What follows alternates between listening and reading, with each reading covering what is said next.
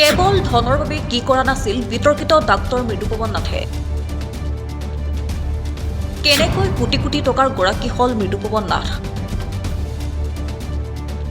পোহৰলৈ আহিছে ডাক্তৰ মৃদুপৱন নাথৰ ধন ঘটা কৌশলৰ ন তথ্য। অৱশেষত আৰক্ষীৰ জালত পৰিল বিতৰ্কিত চিকিৎসক মৃদুপৱন নাথ। গ্ৰেপ্তাৰ হল ডিফু চিকিৎসা মহাবিদ্যালয়ৰ নিলম্বিত সহযোগী অধ্যাপক ডাক্তৰ মৃদুপৱন নাথ। বিলাসী মাৰ্চিডিজ গাড়ীৰে আহি থকা অৱস্থাত মহানগৰীৰ ভঙাগড়ত CM ভিজিলেন্সে খেদি খেদি গ্ৰেপ্তাৰ কৰিলে বিতৰ্কিত চিকিৎসকজনক।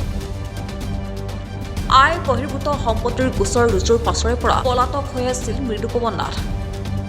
পিছত CM ভিজিলেন্সে 5 দিনৰ জিম্মাত বিচাৰি চিকিৎসকগৰাকীক বিশেষ ন্যায়াধীশ আদালতত হাজিৰ কৰোৱায়। শুনানিৰ অন্তত আদালতে চিকিৎসক নাথক 3 দিনৰ বাবে তদাৰকী কোষৰ জিম্মালৈ প্ৰেৰণ কৰে।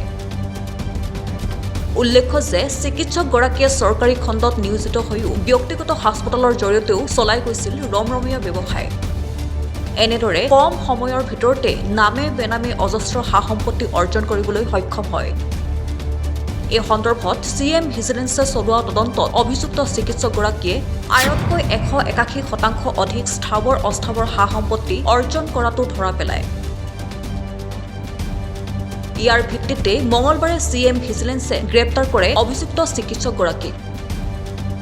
কেৱল এয়াই নহয়, GMCHত কৰ্মৰত হৈ থকা সময়ছোৱাত আৰক্ষীৰে মিতিৰালি কৰি চিকিৎসক নাথে প্ৰস্তুত কৰিছিল মৰণোত্তৰ পৰীক্ষাৰ ভুৱা প্ৰতিবেদন। লগতে দুষ্কাৰ্য সংঘটিত কৰিবলৈ গৈ ডাক্তৰ নাথে প্ৰস্তুত কৰিছিল আৰক্ষী থানাৰ ভুৱা চিলমোহৰ। এই ক্ষেত্ৰত ভঙাগড় থানাৰ সেই সময়ৰ OC বিপিন মেধিয়ে ডাক্তৰ নাথক সহযোগ কৰাৰ অভিযোগ উঠিছে।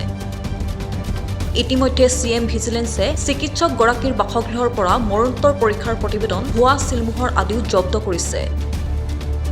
ইপিনে অভিযুক্ত ডাক্তৰ নাথে এটা দিনতে বেংকত 7 কোটি টকা জমা থোৱাৰো বিস্ফোৰক তথ্য লাভ কৰিছে CM ভিজিলেন্সে।